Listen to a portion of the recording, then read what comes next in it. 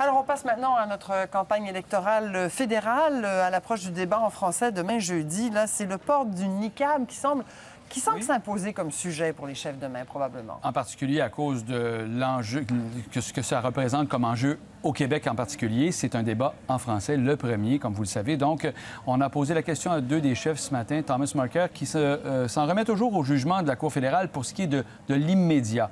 On l'a talonné, là, sur l'avenir, si les conservateurs, par exemple, qui promettent de le faire, veulent faire adopter une loi qui réglerait la question une fois pour toutes et qui l'interdirait. Vous allez voir comment il s'est prononcé. On l'a talonné là-dessus. Mais Stephen Harper, lui, a été interrogé, et on va l'entendre également, sur l'utilisation éventuelle de la clause dérogatoire qui est prévue dans la Constitution pour protéger une telle loi. M. Harper n'a pas voulu s'aventurer sur ce terrain-là. Il a simplement défendu sa position de base. On peut les entendre tous les deux. La loi dit, en ce moment, qu'une femme qui porte un voile est obligée de se dévoiler, de se découvrir pour prêter serment, et je suis d'accord avec ça. C'est ça qui est écrit dans la loi. Au-delà de ça, le jugement concerne le droit individuel et c'est ça qui est garanti. Donc, un gouvernement ne peut pas enlever votre liberté d'expression ou sa liberté de presse, pas plus qu'on peut interférer dans ses autres libertés. Ma question, moi, je le comprends parfaitement. Est une question sensible au Québec. Oui. Est-ce que vous seriez d'accord pour interdire de prêter serment avec un niqab? Pas plus que je voterais en faveur d'une loi qui vous enlèverait la liberté de presse. Voyons donc. Des nouveaux citoyens doivent prendre la cérémonie de citoyenneté à visage découvert.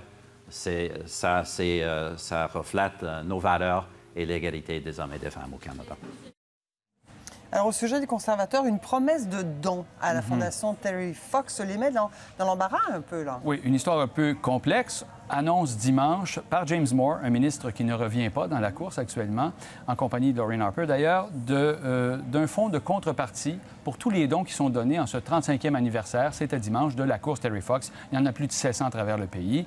La famille dit, contrairement à ce que dit M. Moore, on n'a pas de manière enthousiaste appuyé cette initiative-là. On n'en a pas entendu parler. Les conservateurs là-dessus reconnaissent leur erreur, mais il reste que la Fondation, et c'est ça que M. Harper a expliqué ce matin, la Fondation Terry Fox avait demandé un certain soutien, éventuellement, pour une nouvelle initiative de la création de nouveaux centres de cancer intégrés au pays. Donc, l'explication de Stephen Harper, c'est qu'on a eu une demande et Thomas Mulcair, lui, trouve qu'on politise littéralement un monument canadien qui est Terry Fox. On les écoute encore une fois tous les deux.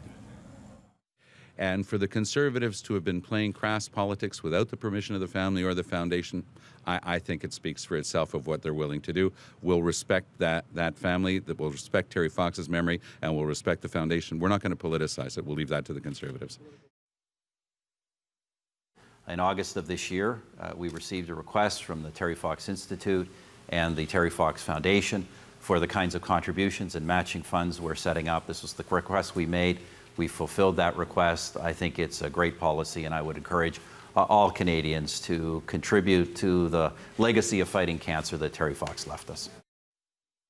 En tout cas, le rythme ralentit un peu avant le débat d'après-demain, là, mais ils ont quand même fait des annonces aujourd'hui. Oui, M. Mulcair sur l'assurance-emploi, grosse amélioration, 360 heures lors des 52 dernières semaines de travail seulement pour les nouveaux arrivants et la réintégration du marché du travail, ainsi que pour ceux qui sont congédiés contre leurs vœux. C'est beaucoup plus bas que les minimums actuels. Et actuellement, Justin Trudeau est à Montréal, lui, des engagements en culture, en art. On double le financement du Conseil des arts. C'est 180 millions de plus. Radio-Canada, 150 millions de plus sur une base annuelle et aussi du financement additionnel du côté de l'ONF et de Téléfilm Canada. Voilà. Toutes les institutions donc, culturelles canadiennes. Merci beaucoup. À la veille d'un débat en français au Québec. Oui, c'est ça. Merci beaucoup, David. Au revoir.